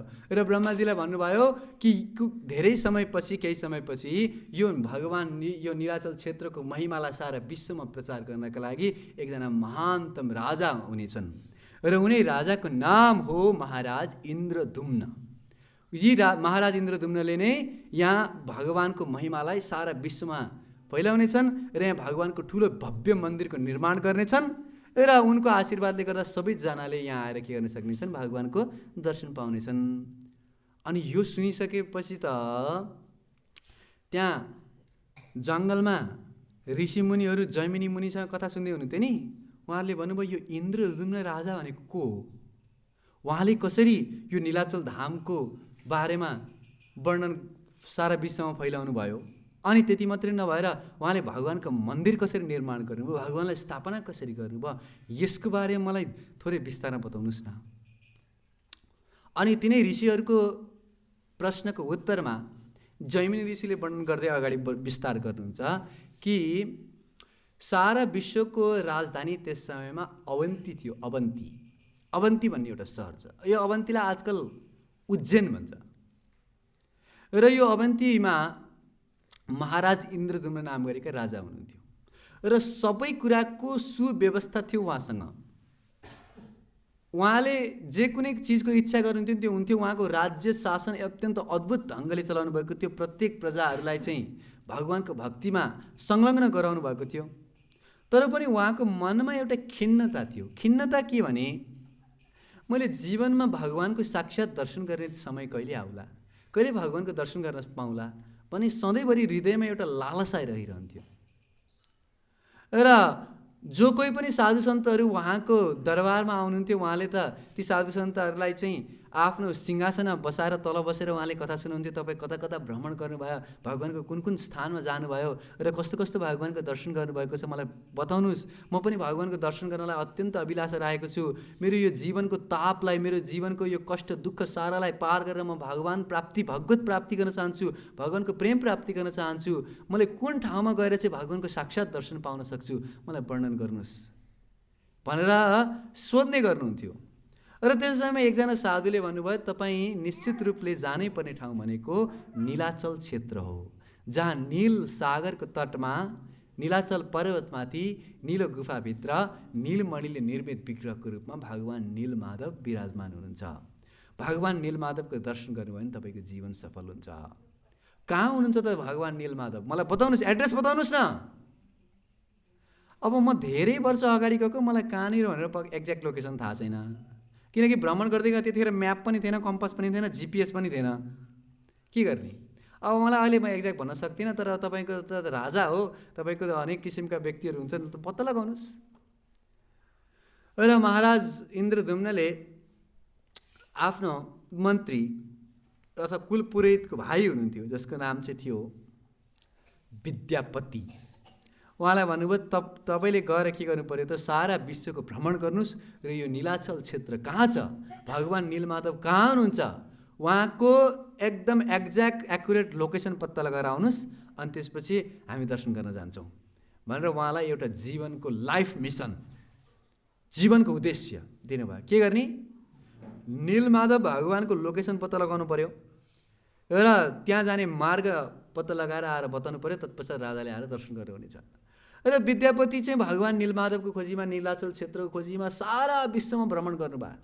अनेक अनेक ठाउँहरूमा भ्रमण गर्नुभयो, अनेक तीर्थस्थानहरू भ्रमण गर्दै गर्दै जानुभयो र घुम्दै घुम्दै घुम्दै घुम्दै अन्तिममा उहाँ एउटा त्यो नील सागरको तटमा त पुग्नुभयो, तर त्यहाँ घना जङ्गल थियो, जताततै जङ्गलै जङ्गल, जङ्गलै जङ्गल, कहाँ के हो कोही बाटो पत्ता लगाउने ठाउँै थिएन। घना जङ्गलमा हराउनु भयो। अब रातिको समय भइसकेको थियो, कहाँ जाने कसो गर्ने केही थाहा थिएन। अचानक पर उहाँले अलिकति केही बत्ती बलिरहेको जस्तो लाग्यो र त्यहाँ जसो तसो त्यो गाउँसम्म पुग्नुभयो र त्यो गाउँ चाहिँ सबरहरूको गाउँ रहेछ। सबर भने के हो? जो व्यक्तिहरूले सुँगुर पाल्छन् यसलाई सबर भन्छ, सुँगुर पाल्ने व्यक्तिहरू। र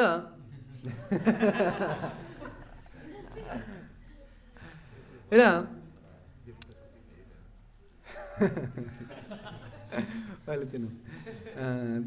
त्यो सबरहरूको क्षेत्रमा जानुभयो र ती सबरहरूले चाहिँ अत्यन्त अद्भुत ढङ्गले चाहिँ उहाँलाई स्वागत गर्नुभयो। अब बिचरा ब्राह्मण हुनुहुन्थ्यो, तर अब त्यो सबरहरूले पकाएको कसरी खाने भन्ने त थियो, मनमा त लागिरहेको थियो, तर पनि के गर्ने, बाध्यतामूलक परिस्थितिको सिर्जना भएको छ। कयौँ दिनदेखि खानुभएको थिएन, जङ्गलमा एक्लै एक्लै भड्किरहनु भयो, कति जाडो लागिरहेको थियो, आगोको नजिक लगेर आगो त पाए, अनि उनीहरूले जे जसो उनीहरूले ल्याएर भोजन दिए र भोजन दिइसकेपछि त्यहाँ कुराकानी भयो, वार्तालाप भयो र अचानक उनले एउटा कुराको अनुभूति के गरे भनेदेखि यो सबरहरू जो विश्ववसु थिए, त्यो सबरहरूको मुखिया थिए, जसको नाम थियो विश्ववसु, र त्यो मुखियाको शरीरबाट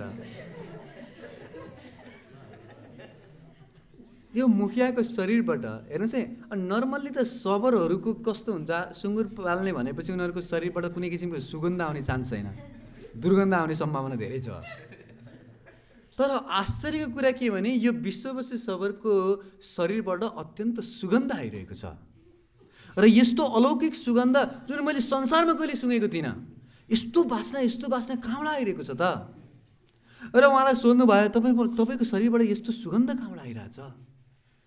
तर उनले बताउन चाहँदैनथे, किनभने यी विश्ववसु सबरले एक्लैमा गएर नीलमाधव भगवानको आराधना गर्थे र त्यो नील गुफाभित्र गएर त देवताहरू पनि के गर्थे, भगवानको सेवा गर्नको लागि नन्दन कादन बगैँचाबाट सुन्दर सुगन्धित पुष्पहरू, चन्दनहरू लगाएर भगवानको शरीरमा अङ्कन गर्थे, भगवानको सेवा पूजा गर्थे र विश्ववसु सबर गएर पनि त्यहाँ भगवान नीलमाधवको आराधना गर्थे। त्यस कारणले भगवानको सेवा गर्दा भगवानसँग सम्बन्धित भएका कारणले गर्दाखेरि भगवानको सुगन्ध उनको शरीरमा पनि आएको थियो।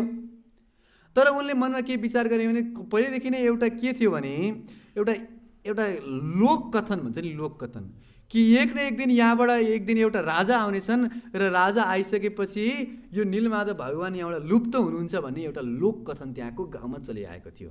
त्यस कारणले विश्ववसुले मनमा विचार गरेका थिए कि राजा यदि आए भनेदेखि के हुन्छ, उनले त आफ्नो पुरोहित ब्राह्मणहरूलाई लिएर आउँछन्, अनि नीलमाधव भगवान कहाँ हुनुहुन्छ भने यदि लोकेसन पत्ता लाग्यो भनेदेखि त भोलिदेखि यहाँ अल्टरमा चाहिँ सबरहरूलाई छिर्न दिन्छ त कसैले? सुँगुर पार्नेहरूलाई त भगवानको सेवामा इन्ट्री गर्न दिँदैन। त्यसपछि त भोलिदेखि त मेरो सेवा बन्द हुन्छ, मैले त भगवानको सेवा कहिले पनि गर्न पाउँदिनँ त्यसपछि। त्यस कारणले भगवानको सेवा गर्ने लालसा उनको हृदयमा थियो। त्यस कारणले मैले भगवानको सेवा गरिरहेको छु भन्ने कुरा र भगवान कहाँ हुनुहुन्छ भन्ने कुराको जानकारी उनले कसैलाई पनि दिँदैनथे। आफू मर्ने बेलामा प्राण जान लागिसकेपछि अब लास्टमा आफ्नो छोरोलाई अथवा को वंश चलाउने एकजनाको कानमा लोकेसन पुगिदिन्थे, यो ठाउँमा गएर भगवानको यसरी सेवा गर्नु भनेर। र यसरी यो चलन आइरहेको थियो। र विद्यापतिले भन्नुभयो तपाईँको शरीरमा, किनकि मलाई त शङ्का लाग्यो, अब नील त्यो समुद्रको तटमा त आइसक्यो भने यतै वरिपरि हुनुपर्छ। अब यो व्यक्तिको शरीरबाट सुगन्ध आइरहेछ भने पक्कै पनि यो भगवानको कन्ट्याक्टमा भएर आएको हुनुपर्छ। अब उही व्यक्तिसँग पत्ता लगाउनुपर्छ र कति प्रार्थना गरेँ, ढोगे मलाई प्लिज प्लिज बताउनुहोस् भगवान कहाँ हुनुहुन्छ, नीलमाधवको दर्शन गर्न चाहन्छु, यसो गर्न चाहन्छु, कति प्रार्थना गरेँ। उनले मरि भने कसै गरी पनि मुखबाट त्यो बताउनेवाला छैनन्। अब बताउने एक मात्र उपाय भनेको के हो? उनले एकैजनालाई मात्रै बताउँछन्, त्यो को हो? उनको वंशज, जसले अब उनको लेगेसीलाई, त्यो पूजालाई कन्टिन्यू गर्छ, उसलाई मात्रै बताउँछन्। अब केही गरी लोकेसन नबताउने भयो भने त उहाँको त जीवन उद्देश्य, एकमात्र जीवनको उद्देश्य भगवान् नीलमाधवलाई पत्ता लगाउनु। अब ब्राह्मण कुलमा जन्मिएको भए पनि भगवान् नीलमाधवलाई पत्ता लगाउनका लागि भनेर विश्व बसुले त्यो सबरको छोरी, जसको नाम थियो ललितासँग विवाह गर्नुभयो। किन? अब विवाह गरेपछि त उहाँको ज्वाइँ भयो, उहाँको त छोरो त छँदै छैन। अब एकमात्र ज्वाइँ म छु, अब मर्ने बेला त मलाई भनेर जानु पऱ्यो, अरूलाई भन्ने जान्छै छैन। ओके, विद्यापतिले अब विश्व बसुको छोरीसँग विवाह गरे। बाध्यता के गर्नु, नत्र त सुँगुर पाल्नेको छोरीसँग विवाह गर्ने इच्छा त थिएन। तर पनि अब भगवान्को लोकेसन त पत्ता लगाउनु पऱ्यो यसरी भए पनि। त्यस कारणले विवाह सम्पन्न भयो। र किन अब ब्राह्मण थिए, चलाक पनि थिए, ह्यान्डसम पनि थिए, अब छोरी त पट्टिहालेको थिएन, के समस्या थियो र, होइन? र त्यसपछि विवाह सम्पन्न भयो, कयौँ दिन बिते। र कयौँ दिन बितिसकेपछि चाहिँ अब यत्रो दिन भइसक्यो, इन्द्रधुम्न महाराज त भगवान्को दर्शन गर्ने अभिलाषाको प्रतीक्षामा हुनुहुन्छ, कहिले भगवान्को दर्शन गरेर पाउने, कहिले भगवान्को दर्शन गरेर पाउने। वर्षौँ वर्ष बितिसक्यो नि, किन त्यत्रो सारा तीर्थयात्रा भ्रमण गरिसक्नु भयो, अनि त्यहाँ अब विवाह गरेको भोलिपल्टै बताइदिने त कुरा छैन त्यहाँ। त्यस कारणले कयौँ वर्ष बितेपछि उनले भने अब त ससुराबा हजुरले मलाई बताउनुहोस्, किनकि अब हजुर वृद्ध पनि हुँदै जाँदै हुनुहुन्छ, हजुरको शरीर कहिले पुरा हुन्छ थाहा छैन, फेरि भगवान्को सेवा गर्ने कोही त चाहिन्छ। तर अझै पनि उहाँले बताउन चाहनुहुन्थेन। त्यसपछि उहाँले आफ्नो पत्नीलाई अलिकति दबाब डाल्नुभयो र छोरी ललितालाई जब भन्नुभयो, अब ललिताले भन्दा गरेपछि ल ठिक छ, छोरीको अब जिदलाई हदलाई पुरा गर्नलाई भए पनि उहाँले भन्नु ठिक छ, तिम्रो बुढालाई म दर्शन गर्न लिएर जान्छु, तर त्यत्तिकै लिएर जानु, उसले त्यो लोकेसन पत्ता लगाउनु दिन्न, आँखामा कालो पट्टी बाँधेर मात्रै लिएर जान्छु ताकि बाटो थाहा नहोस् भनेर। र आँखामा कालो पट्टी बाँधेर लिएर जानुभयो, हात समातेर। तर विद्यापति त एकदमै के हुनुहुन्थ्यो, चलाक हुनुहुन्थ्यो। उहाँले के गर्नुभएछ भन्दाखेरि जानुभन्दा अगाडि आफ्नो श्रीमतीलाई भन्नुभयो, एउटा थैलोमा मलाई तोरीको दाना दिउन। तोरीको दाना के गरी, तोरीको दाना देऊ न मलाई, देऊ भनेपछि। र तोरीको दाना एउटा थैलोमा आफ्नो यो धोतीमा कम्मरपेटीमा जस्तो बाँधेर तोरीको दाना झुन्डाउनु भयो र मुनिपट्टि सानो एउटा प्वाल बनाउनु भएको थियो। र अब विद्यापतिलाई विश्व बसुले हात समातेर आँखामा कालो पट्टी बाँधेर लिएर जानुभयो, कताबाट घुमाउँदै नील पहाडमाथि, नीलाचलको तटबाट त्यो नील समुद्रको माथि लिएर जानुभयो। तर जाँदा जानुहुन्छ त्यहाँको उहाँको त्यो पोकोबाट एक दाना तोरी झर्दै जान्छ र झर्दै जान्छ माथि पुग्नु भयो। र माथि पुगिसकेपछि उहाँले चाहिँ विद्यापतिको आँखाको पट्टी, कालो पट्टी हटाइदिनु भयो र उहाँले अद्भुत त्यो पहाडको माथि जब पुग्नुभयो, आश्चर्यको दृश्य, हो यस्तो सुन्दर ठाउँ, अनेक किसिमका पुष्पहरू छन्, अनेक किसिमका फलका रुखहरू छन्, यस्तो अद्भुत सुरम्य वातावरण, यस्तो सुन्दर दृश्य मैले आजसम्म जीवनमा कहीँ देखेको थिइनँ। अनि अचानक उनले देखे रोहिणी कुण्ड अगाडि छ। रोहिणी कुण्डमा आएर जुन पनि जनावर डुप्लिकेट आउँछ चतुर्भुज बनेर भगवान्को धाममा जान्छ। विद्यापति त हतार गरेर म पनि यहाँ डाइभ हान्न पऱ्यो है जान लागिसकेका थिए। अचानक आकाशबाट आकाशवाणी भयो, ए विद्यापति, तिमीलाई एउटा मिसन दिएर पठाएको छ, त्यो मिसन पुरा नभइकन भगवान्को धाममा पनि जान पाउँदैनौ, पहिला त्यो मिसनलाई पुरा गरेर त्यसपछि डुबुल्की लगाउनु। र विद्यापतिले ठिक छ कन्ट्रोल, अहिले ल ठिक छ भनेर त्यहाँनिर प्रणाम गर्नुभयो र निलो गुफाभित्र प्रवेश गरेर त्यो इन्द्र नीलमणिले बनेको भगवान्को नीलमाधवको दर्शन गर्नुभयो। यस्तो अद्भुत सौन्दर्य, त्यो नीलमणिले बनेको भगवान्को शरीरबाट यस्तो कान्ति आइरहेको थियो कि त्यो सारा गुफा जुन थियो, त्यो गुफा नै के भइरहेको थियो, निलो भइरहेको थियो, पुरा निलो गुफा। र त्यहाँभित्र भगवान्को दर्शन गर्नुभयो, आफ्नो हृदयभित्रबाट तृप्ति हुने गरी र हात जोडेर भगवान्लाई प्रार्थना गर्नुभयो। शान्ताकारं भुजगशयनं पद्मनाभं सुरेशं विश्वाधारं गगनसदृशं मेघवर्णं शुभाङ्गं लक्ष्मीकान्तं कमलनयनं योगिभृध्यानगम्यं वन्दे विष्णुं भवभयहरं सर्वलोकैकनाथम्। अत्यन्त अद्भुत तरिकाले भगवान्लाई प्रार्थना गर्नुभयो, भगवान्लाई आफ्नो आँखाले पिउनु भयो, मानव एक अङ्गको दर्शन गर्नुभयो। र यस्तो सुरम्य, यस्तो सुन्दर दृश्य यो दर्शन गरिसकेर त पुरा हृदय तृप्त भयो। र विद्यापतिलाई त्यहाँबाट फेरि 20 बजीले निकाल्नु भयो र फेरि बाटोबाट फर्किने बेलामा फेरि आँखामा पट्टी लगाएर आफ्नो गाउँसम्म तल लिएर आउनुभयो। अब विद्यापतिले विचार गर्नुभयो भगवानको दर्शन त गरिसकेँ, अब महाराजलाई पनि यसको सूचना दिनुपर्छ। त्यस कारणले त्यहाँबाट आउन साथ तुरुन्तै के गर्नुभयो त उहाँ अब दौडेर अब आफ्नो त्यो घर परिवार सब थोकलाई छोडेर, त्यहाँ त बिहा गरेर सबै व्यवस्थित गरेर बसिसक्नु भएको थियो नि, सबलाई छोडेर फेरि आफ्नो मिसन पुरा गर्नु छ, आफ्नो जीवनको उद्देश्य पुरा गर्नु छ भनेर उहाँ फर्केर फेरि अवन्ती जानुभयो। र अवन्तीमा गएर के अरे महाराजलाई सन्देश दिनुभयो, मैले पत्ता लगाएँ महाराज, मैले पत्ता लगाएँ, भगवान् नीलमाधवको दर्शन गरेर आएँ, यस्तो अद्भुत सौन्दर्य, यस्तो अद्भुत सौन्दर्य, भगवानको यस्तो सुन्दरता छ, यो सुन्दरता देखेर सबैजनाको हृदय मोहित हुन्छ। त्यस कारणले सबैजना जानुपर्छ। महाराजले म जान्छु र म जान्छु, महाराज जाने खबर सुन्ने बित्तिकै त सारा राज्यका निवासीहरू नै, सम्पूर्ण राज्यमा जतिजना थिए सबैजनाले हामी पनि महाराज सँगसँगै जाने, र यो यात्रा केवल एउटा परिवारको होइन, एउटा छिमेकीको होइन, सारा राज्यभरिका मान्छेहरू नै अब भगवान् नीलमाधवको दर्शन गर्नका लागि भनेर अवन्तीबाट प्रस्थान गर्नुभयो। अनेक किसिमका हात्तीहरू, घोडाहरू, रथहरू सुसज्जाइएको थियो। ठाउँ ठाउँमा चाहिँ पहिले एडभान्स पार्टी गरेर क्याम्पिङको व्यवस्था गरेर टेन्ट लगाएर आज यहाँ बस्ने, भोलि त्यहाँ बस्ने, भोजनको प्रतिबन्ध गर्नु पर्यो, कहाँ कहाँ के खाने, कहाँ कहाँ अन्न जुटाएर राख्नु पर्यो, कहाँ कहाँ पकाउने व्यवस्था गर्नु पर्यो, चुलो निर्माण गर्नु पर्यो, त्यति नभएर अब बाथरुम टोइलेट कता के चाहिन्छ सबै थोकको व्यवस्था गर्नुभयो। र भगवानको दर्शन गर्नका लागि सबैजना प्रस्थान गर्नुभयो। अनि तत्पश्चात गएर नीलमाधवको दर्शनको, भगवानको दर्शन त भएन। श्री श्री राधा माधव चन्द्र की, गौरनिताय जगन्नाथ बलदेव सुभद्रा मैया महारानी की, शिल प्रभुपाद की। भगवानको दर्शन गर्नलाई जानुभयो। 2 मिनट पछि दिन्छ, ध्यान दिएर सुन्नुहोस्। अनि जाँदासम्ममा त भगवान लुप्त हुनुभएछ। अनि फेरि राजाले तपस्या गर्नुभयो, नारद पनि आउनुभयो। अनि तत्पश्चात भगवान प्रसन्न भएर चावडा रूपमा प्रकट हुनुभयो। अनि त्यसै कारणले गर्दाखेरि जगन्नाथपुरीमा जगन्नाथ बलदेव सुभद्राको रूपमा प्रकट हुनुहुन्छ। अनि ऋषिहरूले भन्नुभयो तपाईँ अलिक थोरै विस्तारमा भन्नु न, कसरी राजा जानुभयो, त्यहाँ कसको दर्शन भयो, कसरी यज्ञ भयो, कसरी इन्द्रधुम्न महाराजले भगवानको दर्शन प्राप्त गर्नुभयो, यो सबै अलिक विस्तारमा सुनाउनुहोस् न, यति छोटकरी भनेर कहाँ हुन्छ। अनि जैमिनी ऋषिले भन्नुभयो त्यो चाहिँ म भोलि बेलुका 7 बजीदेखि भन्छु। तपाईँहरू